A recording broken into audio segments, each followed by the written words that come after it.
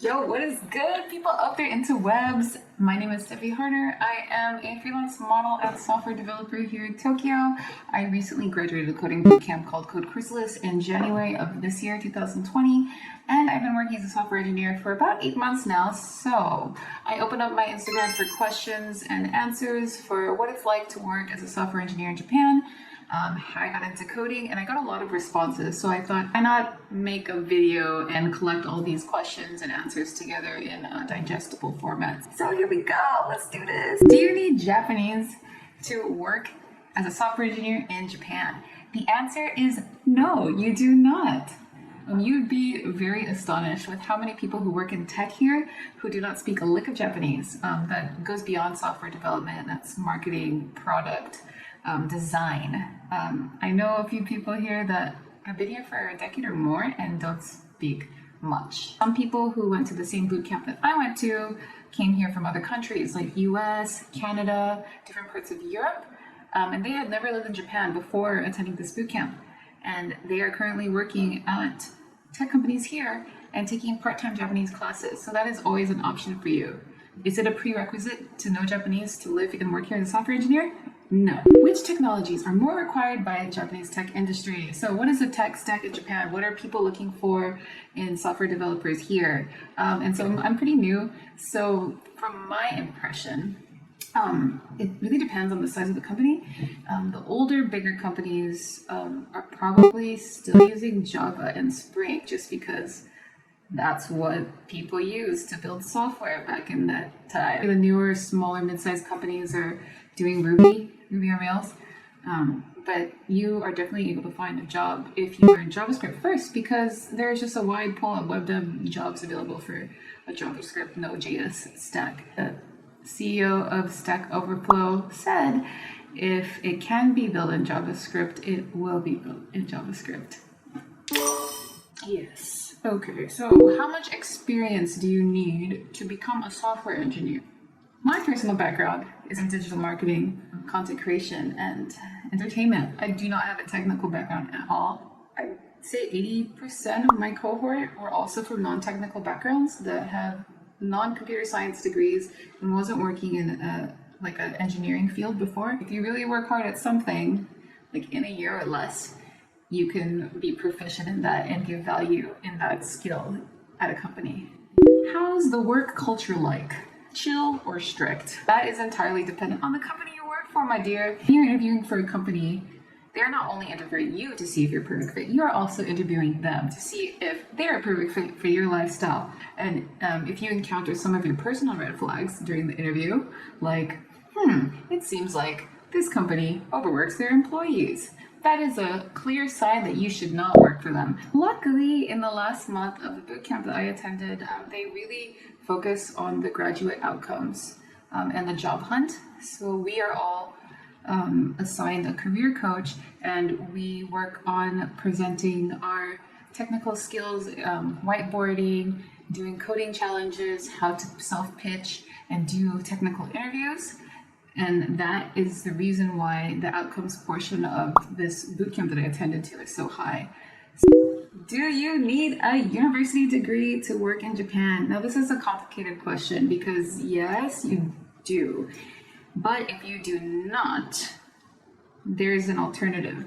You need a certification that equates to a university degree. And I've heard that there is a test called ITPEC, which stands for Information Technology Professional Examination Council test. Apparently this is about the equivalent to a university degree. If you take it in tech, you can work as a software engineer in Japan. I'll have more information down below about this test, so if you want to read about it, go check it out.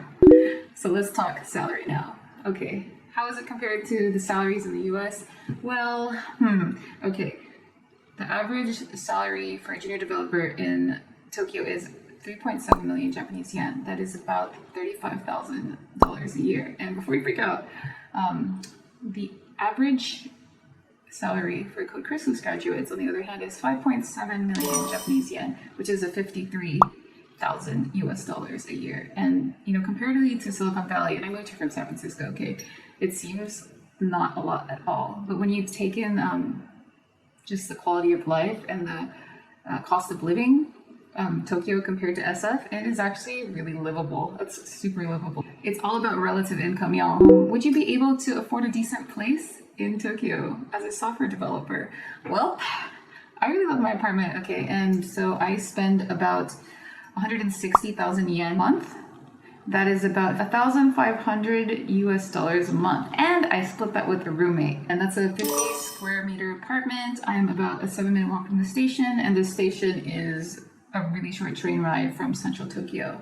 And I'm super happy with my apartment. It's more space than I need. It's perfect. Moving from San Francisco to Tokyo, I was so surprised how cheap everything was because of the prices in SF. Like an average 2-bedroom apartment in San Francisco is 4,300 US dollars a month. Like, what?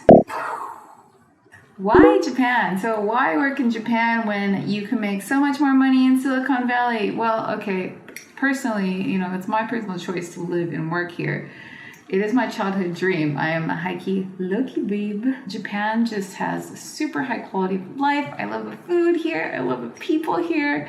The culture especially is one that focuses on the well-being of society and the community versus the self. And I think you can really feel that when you walk into grocery stores and convenience stores and shops here. Just as a single woman living in Tokyo, I am not scared of walking out at 11 p.m. at night with my phone out. I don't feel like I'm in danger, and I cannot say the same about doing that in San Francisco. What was I doing prior to my boot camp? I did a little bit of Code Academy. I did a little bit of Code Wars. I started JavaScript 30. I only did maybe 2 or 3 projects from them.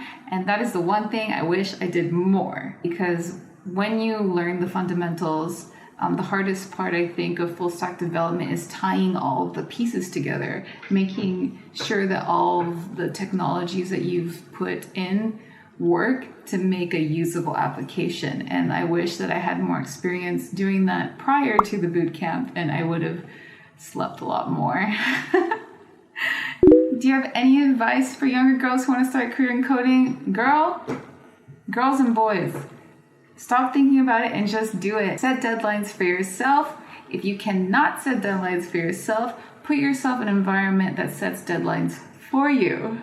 Surround yourself with people who have the same goals, who are motivated, and want to do the thing that you're doing, because you're going to feel that social pressure from them, and you're going to work hard at it as well. And it's going to be fun and easy because you have company, right? Stop waiting, stop thinking about it, just do it. So I hope that was helpful for any of you. If you have any other questions about my experience at this coding bootcamp, if this video was helpful for you in any way, if you have some unanswered questions that you'd like me to talk about, please let me know in the comment section below. Make sure to hit like and subscribe if you want to see more content like this. And thank you so much for watching.